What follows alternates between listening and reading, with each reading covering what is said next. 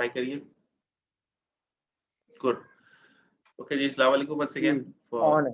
ठीक है, let me share जो हम लास्ट टाइम देख रहे थे, दैट वाज लेक्चर नंबर 9। ठीक है, सो क्विकली रिव्यू कर लेते हैं, विल टेक इट फर्दर इंशाल्लाह।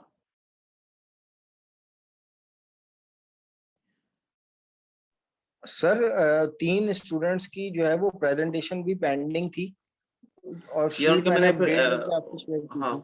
वो मैंने फिर उसको बाकी क्लास का एवरेज कर दिया उसको। ठीक है सर, ऑलराइट। ठीक है, अच्छा, लेक्चर नंबर 9 के अंदर हम लोगों ने जो डिस्कशन की थी, दैट वाज अबाउट कि जो एसआरएस है, एसआरएस डॉक्यूमेंट किस तरह से होना चाहिए, उसकी लैंग्वेज किस तरीके से होगी। हमने डिटेल से डिस्कशन की थी अबाउट के स्पेसिफिकेशंस को हम लोग रिकॉर्ड कैसे करते हैं, उसकी ऑडियंस कौन होती है। अच्छा, मुझे कहीं पे आप रोकना चाहें तो प्लीज रोक दीजिएगा, ठीक है। मैं इसको क्विकली स्किम कर रहा हूँ। उसके बाद हमने जो उसकी गाइडलाइंस थी कि इसको लिखा किस तरह जाता है, तो हमने उसके ऊपर बात की थी। फिर हमने कुछ एम्बिगुअस टर्म्स के ऊपर डिस्कशन की थी कि जी कुछ चीज़ें होती हैं जो कि बहुत एम्बिगुअस होती हैं और उनके लिए हमें क्या करना चाहिए। तो ये वर्ड्स की एक लिस्ट थी जिसके ऊपर हमारी डिस्कशन हुई थी कि हम किस तरह से उसको यूज़ कर सकते हैं, ठीक है ना। हम जैसे एक बहुत कॉमन वर्ड यूज़ करते हैं, यूज़र फ्रेंडली। अब यूज़र फ्रेंडली मीन्स व्हाट? सही है, वो सॉफ्टवेयर आपको चाय पिलाएगा या सॉफ्टवेयर आपको आपके घर के हालात पूछेगा या ये पूछेगा कि भाई आज आपका दिन कैसा गुजरा। सो कितना फ्रेंडली होना चाहिए और फ्रेंडली को डिफाइन किस तरह करना चाहिए, तो ये बहुत एम्बिगुअस टर्म है। इसके लिए आपको थोड़ा सा प्रिसाइज होके जब आप डॉक्यूमेंटेशन कर रहे होते हैं तो आपको बहुत उसको प्रिसाइज होके लिखना पड़ता है। अच्छा, एसआरएस टेम्पलेट के बारे में हमारी पहले भी डिस्कशन हो चुकी है।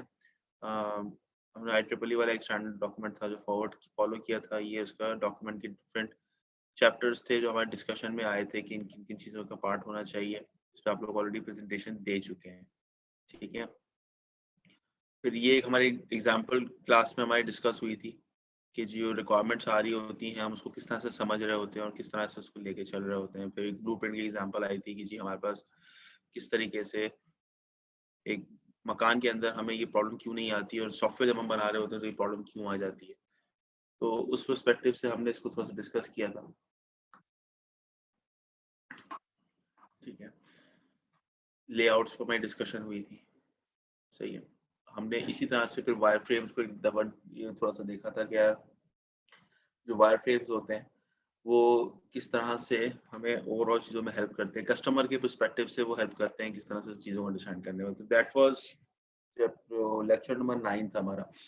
मुझे बताइए यहाँ इस चैप्टर लेक्चर में कोई कंफ्यूजन थी क्लैरिटी को लेकर या कोई मामला था, या हम आगे बढ़े? सर कंटिन्यू करते हैं कि लेट्स कंटिन्यू। अच्छा जी, लेक्चर नंबर 10 की हम बात कर लेते हैं। अच्छा, लेक्चर नंबर 10 जो है इट्स अबाउट क्वालिटी एश्योरेंस। अच्छा, मुझे बताइए आप में से कितने लोग हैं जो क्यूए का कोर्स ले रहे हैं या ले चुके हैं पहले? सर लास्ट सेमेस्टर में पढ़ चुका हूँ सर। आबिद मुनीफ से पढ़ा था आपने? जी सर। अच्छा, great. जी सर। ठीक है। आबिद बहुत स्किल्ड और बहुत ही जबरदस्त आदमी है। थोड़ा सा ड्राई हो जाते हैं एट टाइम्स, लेकिन ये है कि बहुत ही उम्दा और बहुत ही नफीस आदमी है वो। और मैं उनके साथ काफ़ी अर्सा टाइम गुजार चुका हूँ, मैं उनके साथ काम करता रहा हूँ और हम लोग एक ही टीम में थे। तो उनका एक्सपीरियंस एक्सपोजर क्वालिटी एश्योरेंस के पर्सपेक्टिव से जो है वो बहुत अच्छा है। और यू माइट बी सरप्राइज, लेकिन ये कि like him there are very few people in quality assurance की जो हमारे पास डोमेन है आईटी इंडस्ट्री के अंदर, जो कि इतना अथॉरिटी रखते हैं, कंट्रोल रखते हैं on the subject.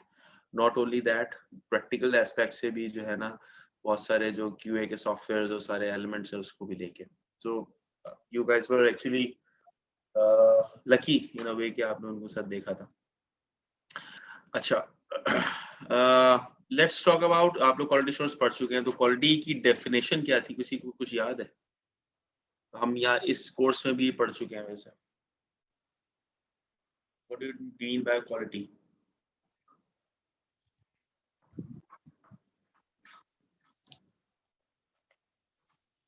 Sir user का कस्टमर का डिजायर आउटपुट जब मुकम्मल तौर पर पूरा हो तो हम उसको क्वालिटी में लेते हैं कि इसका मयार अच्छा है ये तो। ठीक है, और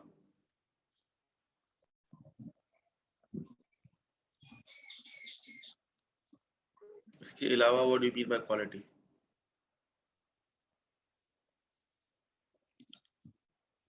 और सर अभी जो आपने यूजर फ्रेंडली की जो टर्म यूज की थी वो भी एक क्वालिटी का एट्रीब्यूट बनती है। बिल्कुल सही है। क्वालिटी की डेफिनेशन बेसिकली जब हम IEEE की डेफिनेशन उस पर बात करते हैं, जो कि अमूमन स्टैंडर्ड काउंट किया जाता है इंटरनेशनली, कि आपके पास क्वालिटी क्या है, तो क्वालिटी इज ऑल अबाउट के दो एस्पेक्ट्स हैं इसके। वन, कस्टमर की यानी कन्फॉर्मेंस टू रिक्वायरमेंट्स, और दूसरा एस्पेक्ट है इसका customer satisfaction. Conformance to requirements का मतलब ये है कि जी मुझे 1 किलो चीनी चाहिए थी, तो मैंने 1 किलो चीनी ले ली और वो एग्जैक्टली 1000 ग्राम्स है, तो इसका मतलब ये है कि मेरी रिक्वायरमेंट पूरी हो गई। सही है।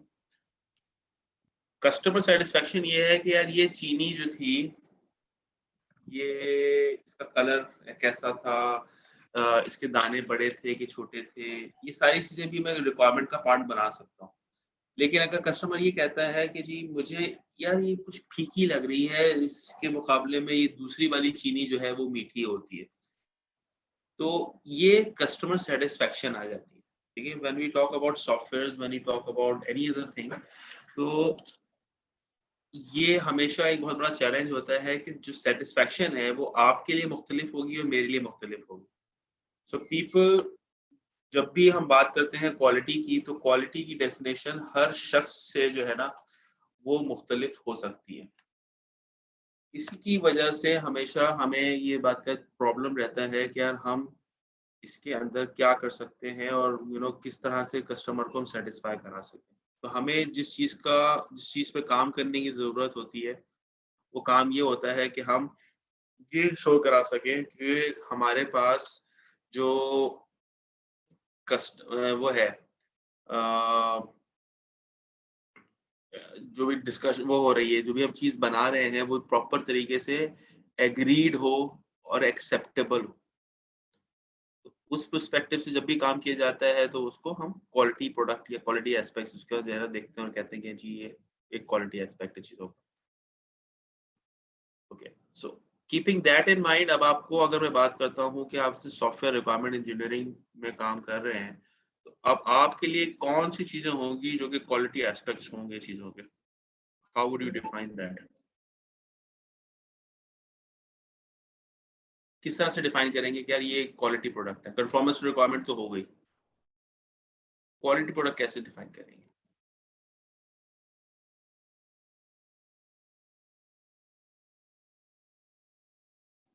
सर जो चीज आपने बताई होगी वही चीज अगर वो इम्प्लीमेंट करके फायदे में ले आए तो मेरे ख्याल में वो उसकी क्वालिटी होगी। नहीं, वो आपने तो रिक्वायरमेंट तो फुलफिल कर ही दी ना, आपसे जो मांगा गया था वो तो आपने दे दिया। ठीक है, अब सवाल ये आ जाता है कि जी आपके पास किस तरह से, हाउ वुड यू डिफाइन कि यार ये क्वालिटी है, जब मैं कस्टमर के पास लेके जाऊंगा तो वो उसको बाय भी करेगा।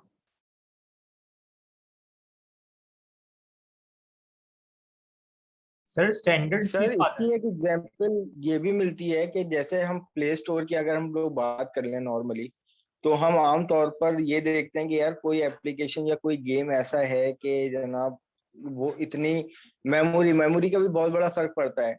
अगर कोई गेम अच्छा है, सुना है, अगर वो अगर जीबी में भी होगा तो हम उसको डाउनलोड कर लेंगे, लेकिन मोस्टली एप्लीकेशन को हम लोग इस तरीके से इग्नोर कर देते हैं कि यार अब छोड़ो, इतनी बड़ी एप्लीकेशन कौन डाउनलोड करे, इसमें टाइम भी हमारा जाया होगा। ये तो ये भी एक क्वालिटी के एस्पेक्ट से हम लोग सोच रहे होते हैं। ये भी शायद क्वालिटी में आती है ये चीज कि आपकी एप्लीकेशन जो है वो कितनी हैवी हो गई है या कुछ ऐसा। ठीक है, लेकिन आप उसको क्वांटिफाई कर सकते हैं ना।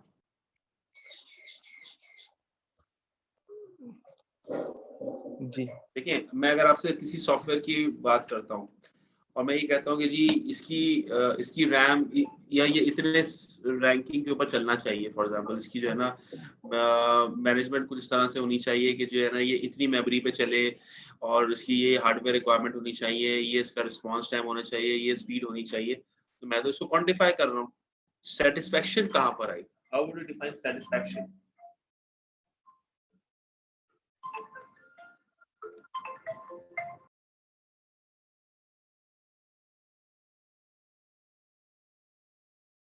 सर सेटिस्फेक्शन इस तरीके से आएगी कि वो यानी अगर उस पर लोड भी आ जाए तो वो इतना एफिशिएंट हो कि वो उस लोड को भी बर्दाश्त कर ले। यानी अगर एप्लीकेशन की बात करें तो एप्लीकेशन इतनी एफिशिएंट होनी चाहिए कि जनाब वो मल्टीपल टैब्स पर फौरन क्रैश ना हो, या लोड की अगर बात करें नंबर ऑफ यूजर उस पे एट टाइम लॉग इन हो जाए तो वो इतनी स्टेबल होनी चाहिए। तो ये बेसिकली उसकी ये कस्टमर की सेटिस्फेक्शन हो सकती है, वो बिल्कुल तसल्ली होकर उसको इस्तेमाल करे।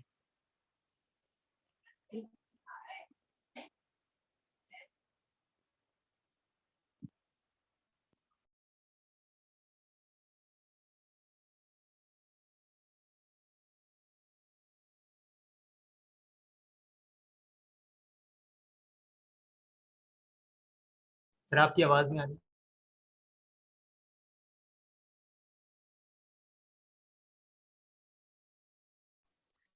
जी मे भी सर के पास शायद कॉल वगैरह आई है इसलिए सर ने म्यूट किया।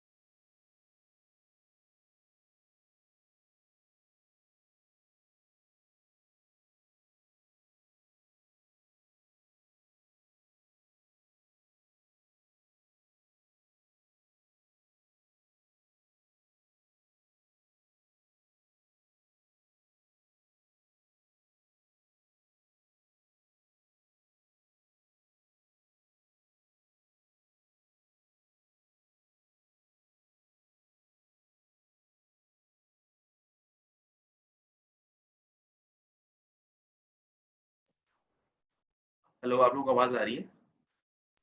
जी सर वॉइस आ रही है। सॉरी, मेरा माइक जो था वो थोड़ा सा अच्छा, बिल्कुल सही है। आप लास्ट टाइम जो आपने बात की थी वहां तक मेरी आवाज आप लोगों की आ गई थी, मुझे क्लियर था उनका। देखिए, क्वालिटी एश्योरेंस के अंदर ही हम बात कर रहे थे। Let's take it further. Okay, तो हमारे पास यहाँ डिस्कशन, आपको स्क्रीन नजर आ रही है? जी सर आ रही है। ठीक है। सो हमारे पास हमने जो डिस्कशन का पार्ट बनाना है वो दैट इज कि जी क्वालिटी एश्योरेंस जो है वो और रिक्वायरमेंट इंजीनियरिंग वो आपस में किस तरह से कनेक्टेड है, वन। सेकंड, क्वालिटी के एट्रीब्यूट्स क्या होते हैं, हम किस तरह से डिफाइन करते हैं एट्रीब्यूट्स को यूजर्स के पर्सपेक्टिव से। एक छोटा सा असाइनमेंट इसके अंदर हम करेंगे। और बेनिफिट्स क्या हैं in terms of involving QA in this early stage. अमूमन अगर हम वाटरफॉल की बात करते हैं तो होता यह है कि जब हमने सॉफ्टवेयर की रिक्वायरमेंट ले ली, रिक्वायरमेंट के बाद सॉफ्टवेयर बना लिया, तो बनाने के बाद टेस्ट करने की जगह पे हम क्यूए को इस्तेमाल कर रहे होते हैं। सो जो मॉडर्न टेक्नोलॉजीज हैं उसके अंदर क्यूए इज समथिंग जो कि आपके पास डे वन से एंगेज होता है विद लॉट ऑफ थिंग्स। और क्यूए का काम जो है वो सिर्फ सॉफ्टवेयर की वेरिफिकेशन नहीं होता, बल्कि उसका काम ये भी होता है कि वो प्रोसेस को भी देख रहा हो। सो क्वालिटी कंट्रोल और क्वालिटी अश्योरेंस का फंक्शन दोनों परफॉर्म कर रहा होता है। जिस तरह से आजकल जो मॉडर्न एस्पेक्ट्स हैं चीज़ों के उसमें देखे जा रहे थे। तो लेट्स टेक इट फर्दर इंशाल्लाह। क्वालिटी एट्रीब्यूट्स क्या होते हैं जी? User naturally focus on the functional and or behavioral requirements, the things the software let them do। ठीक है, जो सॉफ्टवेयर आपसे काम कर रहा होता है, हमारा एक नेचुरल फोकस होता है जो कि हम उस तरफ जा रहे होते हैं। But there are more software success than just delivering the right functionality.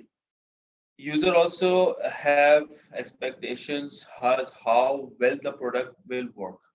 ठीक है, characteristics that falls into the category includes how easy it is to and how quickly it will run। जो हमने बात की कि हम सॉफ्टवेयर अगर use कर रहे हैं तो वो कितना जल्दी और कितनी अच्छे तरीके से चीजों को मैनेज कर सकता है।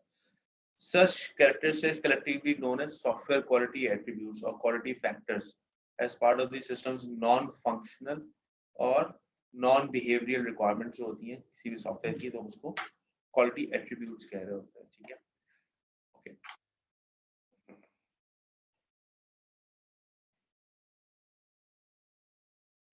अमूमन ये जो है ना, अब ये जो आप लोगों से लेक्चर शेयर कर लूँगा, उसको पढ़ते रहेगा, उसको हम ब्रीफली कर लेते हैं, तरावी भी है आज। सो क्वालिटी एट्रीब्यूट्स होते हैं अमूमन they are difficult to find out because it's not easy कि आप किसी की सेटिस्फैक्शन को किसी खूजे में बंद कर सके। हो सकता है कि मेरे लिए ये चीज़ बहुत मैटर करती हो कि जो सॉफ्टवेयर है उसका इंट्रोडक्शन जो है तो वो बहुत अच्छे तरीके से होना चाहिए, बहुत वेलकमिंग किस्म का होना चाहिए, और अंदर से जो सॉफ्टवेयर है वो थोड़ा सा इजी टू यूज हो, और इस तरह के मामला। तो बहुत सारे लोग होते हैं जो इंजीनियरिंग माइंडसेट के लोग होते हैं, उनके लिए होता है कि जी बिल्कुल टू द पॉइंट एलिमेंट होना चाहिए, कोई हैंकी फैंकी उस तरह की चीजें नहीं होनी चाहिए। एग्जाम्पल सिंपल है, अगर आप MS एक्सेल यूज करते हैं तो आपको उसका इंटरफेस खोलते के साथ ही जो है एक बिल्कुल काम की चीजें होती हैं जो आपके सामने नजर आ रही होती है जिस वक्त आप काम कर रहे होते हैं, बिकॉज उसका पर्पस और इंटेंट जो है वो यही है कि आप जब उसको खोलें तो वो क्विकली खुले, और क्विकली खुलने के बाद जो है ना उसका पास हो जाए। ऑन द कॉन्ट्ररी जब आप कोई गेम्स देखते हैं, अगर आप लोगों में से कोई गेमर है या गेम्स का शौक रखता है, तो जो PS4 PS5 इस तरह जो नए प्ले स्टेशन आए हुए हैं या फिर Xbox की नई सीरीज आई हुई है, उसके जो गेम्स अगर आप देखें तो उसके अंदर प्रॉपर इंट्रोस चल रहे होते हैं जिसके अंदर प्रॉपर 3D जो कैरेक्टर्स होते हैं वो उसका पार्ट होते हैं, एंड दे इंश्योर कि जी आपके पास क्या हुआ है, और सर वो बड़ा तमीज से बहुत अच्छे तरीके से इंट्रोडक्शन दे रहे होते हैं। सो डिपेंडिंग ऑन दैट हर बंदा सेटिस्फैक्शन को बहुत अपने लेवल पे डिफाइन कर रहा होता है। When it comes to quality attributes, so quality attributes are something जो आपको हर शख्स के हिसाब से अलग डिफाइन करने होते हैं, that's why they are difficult to manage. अच्छा, अमूमन इसमें जो चीजें होती हैं वो नॉन फंक्शनल ज्यादा होती हैं, हमने फंक्शनल नॉन फंक्शनल बहुत डिटेल से पहले भी डिस्कस किया हुआ है। तो नॉन फंक्शनल रिक्वायरमेंट्स के अंदर हमारे पास कि जी ये इसकी फीलर कैसा है, इसके अंदर जो है ना अगर कोई प्रॉब्लम आ जाती है तो ये हमें रिस्पॉन्ड किस तरह से करता है, इसके एरर मैसेजेस किस तरह से आते हैं, सो ऑन सो फोर्थ। उस पर्सपेक्टिव से जो चीजें होती हैं उनको हम क्वालिटी एट्रीब्यूट्स देखते जा रहे होते हैं। ओके, थोड़ा सा हम और आगे आते हैं। क्वालिटी एट्रीब्यूट्स की जो है ना आपको एग्जांपल्स बेहिसाब मिल जाएंगी। ठीक है, कि क्वालिटी एट्रीब्यूट्स हम किस किन चीज़ों को कह रहे होते हैं, कि अंदर एफिशिएंसी भी आ जाती है, अवेलेबिलिटी, इंटेग्रिटी, मेंटेनेबिलिटी, इंटरऑपरेटिबिलिटी, यूजेबिलिटी, ये सारे एस्पेक्ट्स हम पहले देख चुके हैं। ये तमाम चीज़ें जो है ना वो उसका पार्ट बन जाती हैं। लेकिन अगर मैं एक एक लफ्ज़ को उठा के देखूँ, फॉर एग्जाम्पल अवेलेबिलिटी की बात करूँ, फॉर आप एक सॉफ्टवेयर यूज़ कर रहे हैं जो इंटरनेट को यूज करके किसी ना किसी डेटाबेस को एक्सेस करता है और चलता है। व्हाट इफ क्या आप उसको किसी ऐसी जगह से यूज कर रहे हो जहाँ पे इंटरनेट की कनेक्टिविटी इतनी अच्छी ना हो, तो आप क्या करेंगे, आप उस वक्त सॉफ्टवेयर को किस तरह से रिएक्ट करना चाहिए? क्या उसको ब्लंटली एक छोटा सा मैसेज देके कि जी you are not connected to internet और बंद हो जाना चाहिए, या उसको काम उसका इंटरफेस जो है वो आपके पास चलना शुरू हो जाए और जैसे ही आप इंटरनेट से कनेक्ट हो तो वो चीज़ें जो आपने की थी वो ऑटोमेटिकली आपके डेटाबेस में सेव हो जाए, वहां से कुछ चीज़ें फैच होनी है तो फैच होकर आ जाए, या कुछ लिमिटेड फंक्शनैलिटी के साथ जो है ना वो सॉफ्टवेयर आपके लिए अवेलेबल हो। This is called availability. Integrity is कि जी आपकी कोई एप्लीकेशन है, वो एप्लीकेशन किसी दूसरी एप्लीकेशन के साथ किस तरह से इंटीग्रेट होकर चल रही है। ठीक है, फॉर एग्जांपल अगर मैं बात करता हूँ MS एक्सेल की बात करता हूँ, ठीक है। MS एक्सेल के ऊपर अगर मैंने कोई एक टेबल बनाया है और टेबल जो है मुझे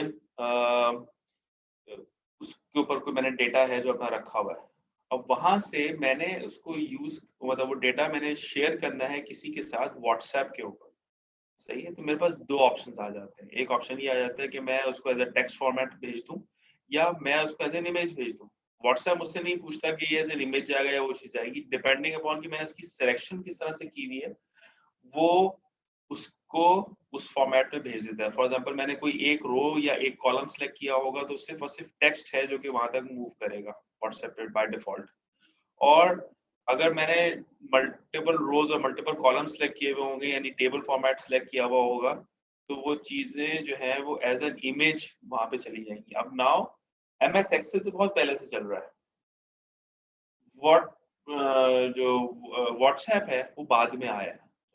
व्हाट्सएप ने अपने आप को उसके साथ इंटीग्रेट किस तरह से किया है कि वो इस इन्वायरमेंट में किस तरह से वो हो गया। हालांकि दोनों की कंपनीज मुख्तलिफ है, दोनों की बिजनेस डोमेन डिफरेंट है, लेकिन उन्होंने एक दूसरे को आपस में किस तरह से कनेक्ट किया।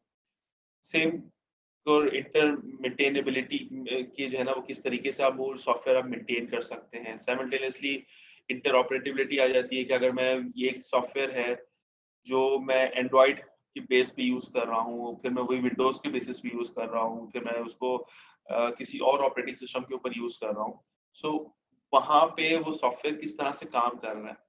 आपको याद होगा कि पहले जो आपके MS ऑफिस आया करते थे वो सिर्फ विंडोज बेस हुआ करते थे और फिर बीच में फिर उनके प्लगइन्स आना शुरू हो गए कि जिसको यूज करके आप जो है उनको मैकिन्टॉश या एप्पल के जो ऑपरेटिंग सिस्टम्स हैं उनके ऊपर यूज कर सकते हैं। फिर उन्होंने बाद में जाके 2016-17 के में जिनके वर्जन आए थे उसके अंदर उन्होंने जो सबसे बड़ी चीज उनकी लॉन्च हुई थी वो लॉन्च ही उन्होंने ये किया था कि ये अब एप्लीकेबल होगा तमाम मेजर ऑपरेटिंग सिस्टम्स के ऊपर। इट्स जस्ट आप उसको इंस्टॉल करें, देयर यू गो। सो उन्होंने विंडोज को जो है ना जो एक लाजमी चीजें पहले उन्होंने रखी हुई थी वो खत्म कर दी, इंटर ऑपरेटिबिलिटी का एलिमेंट भी उसका पार्ट बना दिया, यूजिबिलिटी को वो दिन ब दिन इम्प्रूव करते जा रहे होते हैं। तो ये तमाम चीजें होती हैं जो कि क्वालिटी एस्पेक्ट्स या नॉन फंक्शनल एट्रीब्यूट्स होते हैं किसी भी सॉफ्टवेयर के, वो विद टाइम इंप्रूव करते जा रहे होते हैं, सही है। सो ये चीजें थी। अच्छा, जब बात आती है कि हमने इन क्वालिटी एट्रीब्यूट्स को डिफाइन करना है, डिफाइन आप अकेले एज अ बिजनेस एनालिस्ट या सॉफ्टवेयर इंजीनियर अगर कर रहे हैं तो इसका मतलब ये है कि सिर्फ और सिर्फ आप ही का दिमाग है जो इस्तेमाल हो रहा है। आप जितने ज्यादा लोगों को उसमें एंगेज करेंगे उतना ज्यादा इनपुट उसके अंदर आएगा, लेकिन वंस अगेन जितने ज्यादा लोग इसके अंदर इनपुट डालेंगे उतनी ज्यादा कंफ्यूजन और कॉम्प्लेक्सिटी जो है वो उस ओवरऑल प्रोसेस के अंदर बढ़ जाएगी। So to avoid what it is, आप करते ये हैं कि आप उसके अंदर जो मेन की स्टेक होल्डर्स होते हैं आप उनको एंगेज करते हैं और एंगेज करने के बाद जो है आप उनको इस्तेमाल करते हैं। तो स्टेक होल्डर्स में सबसे पहला स्टेक होल्डर तो आपके POCs आ जाते हैं या पॉइंट ऑफ कॉन्टेक्ट आ जाते हैं जिनके लिए आप वो सॉफ्टवेयर डेवलप कर रहे हैं। सो आप उनके साथ बैठते हैं, उनके साथ बैठने के बाद डिस्कस करते हैं कि भाई ठीक है, मेरी नज़र में इंटरऑपरेटिबिलिटी या ईज ऑफ यूज ये है, मैं इसके अंदर ये काम समझता हूँ, आपकी नज़र में ये क्या है, how would you define it. So होगा क्या कि आप एक एक नॉन फंक्शनल एलिमेंट को पिक करेंगे और उसके ऊपर डिस्कशन करके उनके अगेंस्ट एक्शन आइटम्स आइडेंटिफाई करेंगे। एल्स नॉर्मली होता ये है कि नॉन फंक्शनल रिक्वायरमेंट्स के ऊपर चूंकि बात होती नहीं है और आखिर में जब आप UAT में जाते हैं प्रोडक्ट को लेके उस वक्त फिर सॉफ्टवेयर के ऊपर सवाल शुरू हो जाते हैं कि ये इसको ऐसे नहीं ऐसे होना चाहिए था, वैसे नहीं वैसे होना चाहिए था। सो ये जो नॉन फंक्शनल एलिमेंट्स हैं उनको एड्रेस करना क्वालिटी एस्पेक्ट से जो है वो उतना ही इंपॉर्टेंट है जितना फंक्शनल रिक्वायरमेंट्स को देख रहे होते हैं। फिर ये इंडिविजुअली हमने सारी जो एस्पेक्ट्स भी हम लोगों ने देखे थे, रिलायबिलिटी, यूजिबिलिटी, उन चीज़ों की और बात हो रही थी। मुझे ये बताएं कि ये क्या हम इंडिविजुअली एक एक करके देख लें या यू थिंक कि you can go through it और हम क्लास को शॉर्ट करके आगे चले जाएं।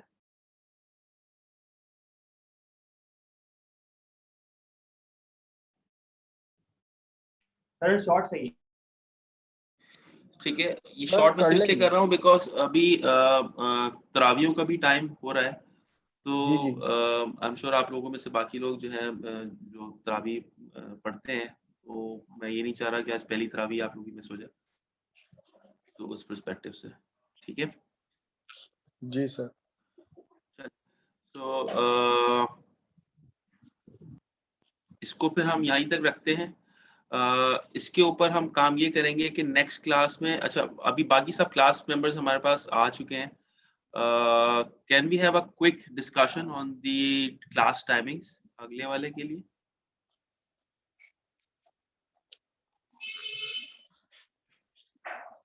ठीक है, मैं let me call out names और मुझे आप अपने अपने जो एस्पेक्ट्स हैं वो बताइएगा। उसामा एस उसामा आपके लिए क्या टाइम सूट करता है रमजान के लिए?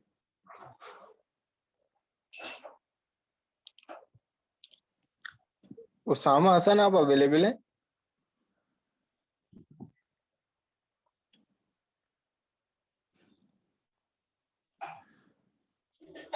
हेलो। चलिए अभी रीजॉइन कर लेंगे तो फिर देख लेते हैं। फौजिया आप क्या सजेस्ट करती हैं क्लास के टाइमिंग्स को लेके? अस्सलाम वालेकुम सर।